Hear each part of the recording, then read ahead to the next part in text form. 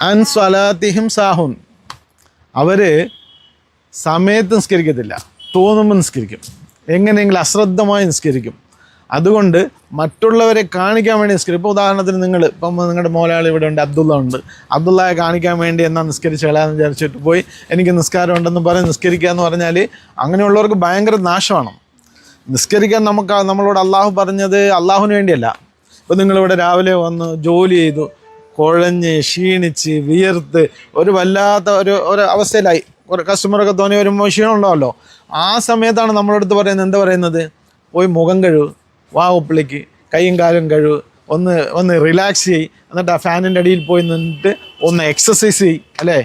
അങ്ങനെയല്ലേ പറയുന്നത്? അത് അള്ളാഹ്ക്ക് വേണ്ടിയാണോ? നമുക്ക് വേണ്ടി നമ്മുടെ ആരോഗ്യത്തെ സംരക്ഷിക്കാൻ വേണ്ടിയുള്ള ഒരു വലിയൊരു യോഗയാണത്. അത് നമ്മുടെ ശരീരത്തിന് ഗുണകരമായ നിലയിൽ. യോഗ എല്ലാവർക്കും ചെയ്യാൻ പറ്റത്തില്ല. ഹാർട്ട് അറ്റാക്ക് ഉള്ളവർക്ക് പറ്റത്തില്ല, അതുപോലെ ഈ വാദം അങ്ങനെയൊക്കെ ഉള്ള കുറേ രോഗങ്ങളുള്ളവർക്ക് ആ സാധനം പറ്റത്തില്ല. പക്ഷേ നമസ്കാരമോ എല്ലാവർക്കും പറ്റും. നമസ്കരിക്കുന്ന ഒരാളിന് മരിക്കുന്നത് വരെ എന്തുണ്ടാവും? ആരോഗ്യം ഉണ്ടാവും. ഭക്ഷണവും കൂടെ സൂക്ഷിക്കണം. നമ്മൾ മറ്റുള്ളവരെ കാണിക്കാൻ വേണ്ടി അങ്ങനെ ചെയ്യാൻ പാടില്ല. ഇതുപോലുള്ള പരോപകാര വസ്തുക്കളെ തടയാൻ പാടില്ല. ആദരവായ നബി തങ്ങൾ പറഞ്ഞു, നിങ്ങൾ അന്ത്യദിനത്തിലും അള്ളാഹുവിലും വിശ്വസിക്കുന്നു എങ്കിൽ നിങ്ങളുടെ അതിഥികളെ ബഹുമാനിച്ചു കൊള്ളട്ടെ എന്ന്. നിങ്ങളുടെ കടയിലേക്ക് ഒരാൾ കയറി, ഇപ്പം ഞാൻ കണ്ടു 4-5 പേര് അവിടെ വന്നു, അവരിങ്ങനെ വന്ന് നിൽക്കുകയാണ്. അവരോട് എന്താണ് ചോദിക്കാൻ ആരില്ല. അപ്പോൾ അവരതുണ്ടോ ഇതുണ്ടോ എന്നൊക്കെ ഇങ്ങനെ ചോദിക്കാം. അപ്പോൾ നമ്മളിലേക്ക് ഒരു അതിഥി വന്നാൽ നമ്മൾ എന്ത് ചെയ്യണം?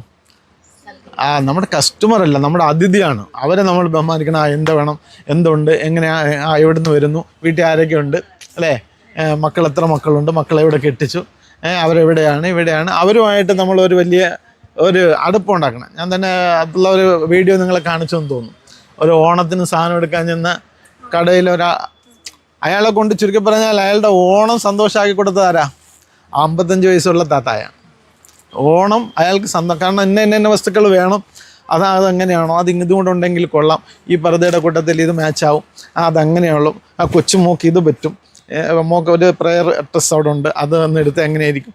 ഇങ്ങനെ നമ്മൾ അവർ ഒന്നും എടുത്തില്ലെങ്കിലും അവർ പോയിട്ട് 3-4 പേരെ പറഞ്ഞു വിടും. അതുകൊണ്ട് നമ്മുടെ കടയിൽ നമ്മുടെ ഒരു കസ്റ്റമർ വന്നാൽ അവരെ നമ്മളെ അതിഥികളായി കാണണം. പിന്നെ കുറച്ച് വെള്ളമൊക്കെ വെച്ചേക്കണം. വെള്ളം വേണോ, വല്ലതും കഴിച്ചോ, നിങ്ങൾ എവിടെ നിന്ന് വരുന്നു, ഇങ്ങനെ കുറേ ക്ഷേമാന്വേഷണമൊക്കെ നടത്തി അത്യാവശ്യം വേണ്ടുന്ന ഇച്ചിരി വെള്ളമൊക്കെ എടുത്ത് വെച്ചേക്കണം. കുപ്പിയും വെള്ളമൊക്കെ കയ്യിലൊക്കെ എടുത്ത് വെച്ചാൽ നമുക്ക് അവരെ കൊടുത്താൽ അവർക്ക് നമ്മളോട് ഭയങ്കര ഇതാവും. എൻ്റെ അടുത്ത് പലരും പറയുന്നുണ്ട്, കമലാസുരയിലെ ആ പെൺകുട്ടികൾ നല്ല കുട്ടികളാണ്, അവിടെ ചെന്നാൽ അവളുമാർ വിടത്തില്ല, മക്കളെ പോലെയാ, കയ്യിലിരിക്കുന്ന കാശ് മൊത്തം മേടിച്ചിട്ടേ വിടത്തുള്ളൂ എന്ന രീതിയിൽ അവർ പറയാറുണ്ട്. പക്ഷേ ഇപ്പോൾ ഇവിടെ രാവിലെ നോക്കിയപ്പം അതൊന്നും കണ്ടില്ല. അതുകൊണ്ട് ആ വിഷയത്തിൽ നമ്മളുടെ ഈ മുതലാളിക്ക് ഉത്തരവാദിത്വമുണ്ട്. എന്താണ്? തൊഴിലാളികളുടെ ക്ഷേമാന്വേഷണം, അവർക്ക് അവരുടെ കാര്യങ്ങൾ, അവർക്ക് എന്തെങ്കിലും പ്രയാസമുണ്ടോ, വിഷമമുണ്ടോ, ബുദ്ധിമുട്ടുണ്ടോ എന്നൊക്കെ വെറും ശമ്പളം കൊടുക്കൽ മാത്രമല്ല, അവരുടെ ആ കാര്യങ്ങളിൽ അവർക്ക് നന്മ ചെയ്യണം. ഒരു പുഞ്ചിരി പോലും സദക്കയാണ്. അപ്പോൾ അങ്ങനെയുള്ള നിലയിൽ മുതലാളിക്കൊരു ഉത്തരവാദിത്തമുണ്ട്, തൊഴിലാളിക്കൊരു ഉത്തരവാദിത്തമുണ്ട്. എന്താണ്? ഈ സ്ഥാപനം നശിച്ചു പോകാതിരിക്കണം. ഇതൊന്ന് നിലനിന്നാലേ നമുക്ക് അതുകൊണ്ട് ഗുണം കിട്ടും. അപ്പോൾ 1 രൂപയുടെ കച്ചവടം നടക്കുന്നത് നമുക്ക് 2 രൂപയുടെ കച്ചവടം ഉണ്ടാക്കി കൊടുക്കണം. അള്ളാഹു അന്നേരം നമുക്ക് ബർക്കത്ത് ചെയ്യും. ഈ രീതിയിൽ എല്ലാവരും കൂടി ഒന്ന് ഒത്തുപിടിച്ച് പിന്നെ നമ്മുടെ പരലോകം, ഇന്നോ നാളെയോ മറ്റന്നാളോ നമ്മൾ മരിച്ചു പോകും. മരിച്ചു പോയാൽ കിടക്കേണ്ട ഖബറിലാണ്. ഖബർ മുതലാണ് ജീവിതം. അപ്പം നമ്മളെന്ത് വേണം? നമ്മുടെ ഔറത്ത് സൂക്ഷിക്കണം, നമ്മുടെ കൊടുക്കലും അങ്ങനെ സൂക്ഷിക്കണം, നമ്മുടെ നിസ്കാരം കൃത്യമുള്ള നിസ്കാരമാകണം. കാലാകാലം നമ്മളിവിടെ ജീവിക്കുകയാണെങ്കിൽ എന്ത് ചെയ്യണ്ട, നമുക്കിഷ്ടമുള്ള പോലെ ജീവിക്കാം. പക്ഷേ നമ്മളോടൊപ്പം ജീവിക്കുന്ന ചെറുപ്പക്കാർ, കുട്ടികൾ, വൃദ്ധന്മാർ, മറ്റുള്ളവരൊക്കെ ഇപ്പോൾ ഖബറിലാണ്. നമ്മൾ ജീവിച്ചിരിക്കുകയാണ്. നമ്മളിനി അങ്ങോട്ട് പോകാനുണ്ട്. അതുകൊണ്ട് നമ്മളെന്ത് വേണം? അള്ളാഹുവിൻ്റെയും റസൂലിൻ്റെയും കൽപ്പനകളെ അനുസരിച്ചാൽ ഇവിടെ നമുക്ക് സമാധാനമാണ്. നമുക്ക് 5 നേരം നിസ്കാരം ഉണ്ടെങ്കിലല്ലേ നമ്മൾ ദുആ ചെയ്യത്തുള്ളൂ. അള്ളാഹുവേ, എൻ്റെ ഭർത്താവിന്, എൻ്റെ കുഞ്ഞിന്, എൻ്റെ ജീവിതത്തിന്, എൻ്റെ മറ്റ് കാര്യങ്ങൾക്ക്. അപ്പോൾ അള്ളാഹുമായിട്ട് നമുക്ക് വലിയൊരു ബന്ധം ഉണ്ടാകണം. അതിനിപ്പം നമുക്കിവിടെ സൗകര്യമുണ്ട്, അല്ലേ? ഇല്ലെങ്കിൽ അതുള്ള ആ സൗകര്യങ്ങൾ ചെയ്തു കൊടുക്കണം അവർക്ക് നമസ്കാരത്തിന് ആവശ്യമായ മറ്റു കാര്യങ്ങൾക്ക് ആവശ്യമായ കാര്യങ്ങൾ ചെയ്തു കൊടുത്താൽ നിസ്കരിക്കുന്ന ഒരു മനുഷ്യനും ദാരിദ്ര്യം ഉണ്ടാകത്തില്ല. കാരണം നമ്മൾ കൈ കെട്ടിയിട്ട് പറയുന്നത് ഇയ്യാക നഅ്ബുദു വ ഇയ്യാക നസ്തഈൻ, നിന്നെ മാത്രം ആരാധിക്കുന്നു, നിന്നോട് മാത്രം സഹായം ചോദിക്കും, അല്ലേ?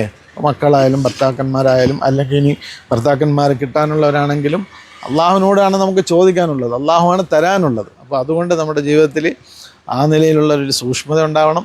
നമ്മുടെ കടയിലേക്ക് വരുന്നവരെല്ലാം നമ്മൾ അതിഥികളായി കാണണം.